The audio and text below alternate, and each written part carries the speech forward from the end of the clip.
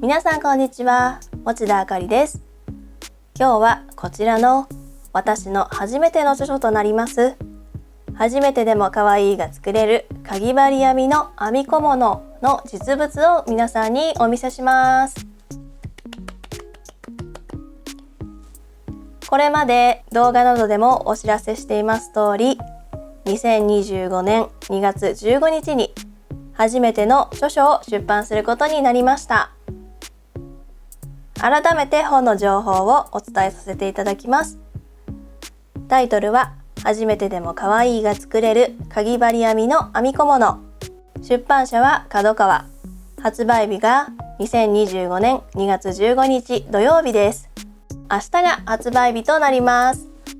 この本はかぎ針編みの基礎の部分と作品の編み方が載っている本になります。早速中をお見せしていこうと思います。ちなみに今回本の中にあるイラストも描かせていただいています。表紙に書いてあるかぎ針や毛糸などのイラストも私が描かせていただきました。では早速中を見ていきます。こちらが目次です。かぎ針編みの基本の編み方をご紹介した後、作品の編み方が出てきます。また本の真ん中にブックインブックがついていて、その中でかぎ針編みの基礎の部分や編み図の読み方、あとは Q&A などが掲載されています。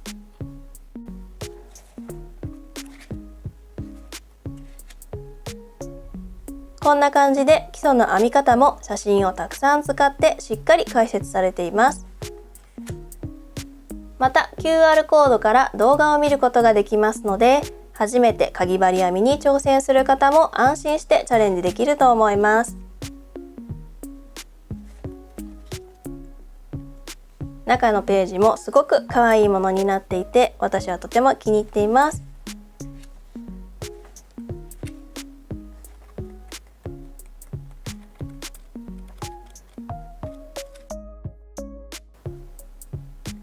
編み方のページはこんな感じになっています。編み図も載っていますし、文章での編み方も載っています。文章の編み方はいつも動画のテロップに出ているような感じの文章が載っているので、編み図が読めないので心配だという方にも安心です。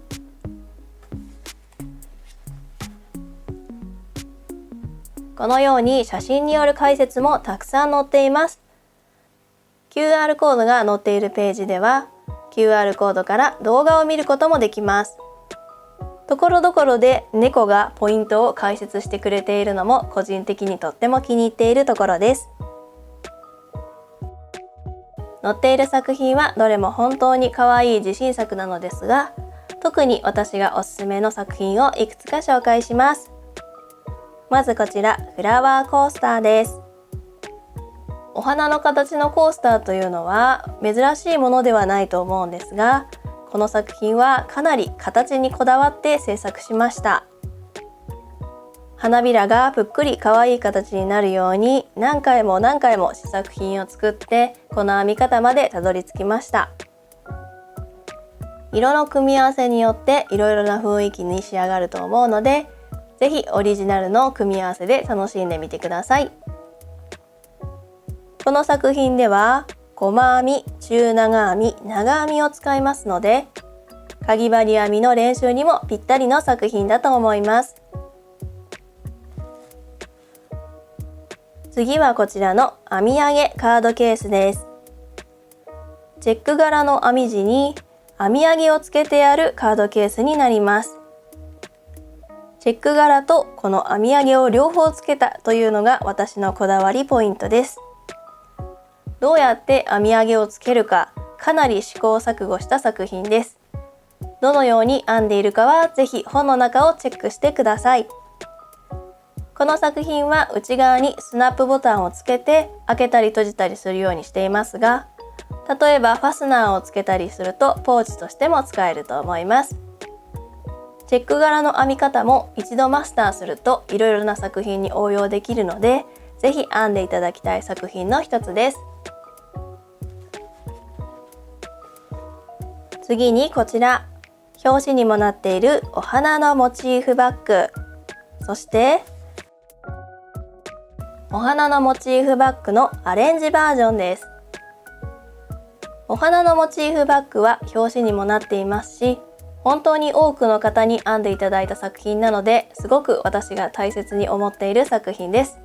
なので今回本に掲載することができてとても嬉しく思っています。そして本に掲載するにあたり、新たにこの2種類のアレンジバージョンを作成しました。モチーフの編み方は同じですが、モチーフの配置を変えて形や大きさを変えました。また持ち手や肩掛け紐をフリルにすることで、さらにボリューム感があってすごく可愛い作品に仕上がっています。お花のモチーフバッグをもう編んだことがあるという方にも、ぜひこちらのアレンジバージョンを編んでいただきたいなと思っています。そして最後はビスチェです。肩紐は前後の紐を結ぶ形になっていて、後ろの部分は紐で編み上げになっています。なのでご自身の体型に合わせてフィットする形に調整できるようになっています。この作品は本当に細かいところまでこだわって何回も試作した作品です。かぎ針編みに慣れてきたので、もう少し難易度が高いものにも挑戦してみたいという方や、ウェアを編んでみたいと考えている方にぜひおすすめしたい作品です。ウールの毛糸で編めば秋冬用に、コットンの毛糸で編めば春夏用にできますので、どの季節にも活用できる作品です。ぜひこの作品にもチャレンジしていただきたいと思っています。そして私が本の中で気に入っているのがこのかぎ針編みブックインブックです。本の真ん中のページがこのように一色刷りになっています。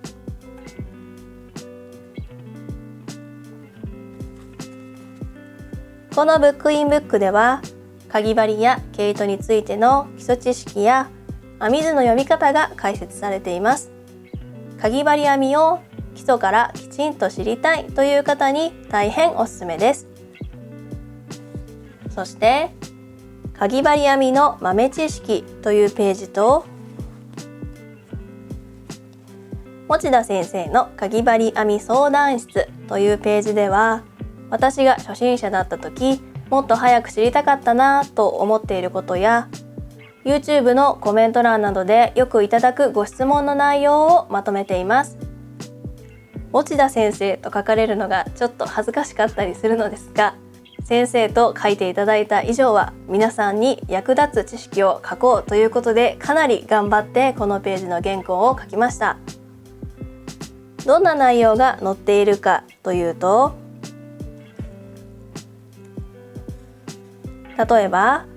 輪の作り目が編みにくいです。どうしたら編みやすくなりますか？とか、抜けにくく綺麗な糸始末の方法があれば教えてくださいなど、かぎ針編みを始めた時に誰もが一度は困ったなと感じてしまいそうなポイントを私なりにできるだけ解説しています。その他にも気持ちの面のアドバイスもたくさん書かせていただきました。例えば、作り始めたはいいけど時間がかかりすぎてくじけそうです。完成させるためのコツや心得があれば教えてください。うっかり編み間違えてしまいました。ほどいてやり直した方がいいですか？というような質問にもじっくりお答えしています。いわゆる編み物の基礎の本には載っていない内容までたくさん詰め込んでありますので、ぜひこのブックインブックのページも楽しみにしていただきたいなと思っています。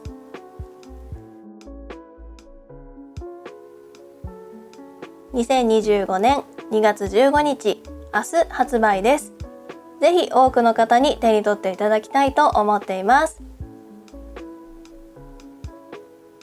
最後まで動画を見ていただきありがとうございました。また次の動画でお会いいたしましょう。またねー。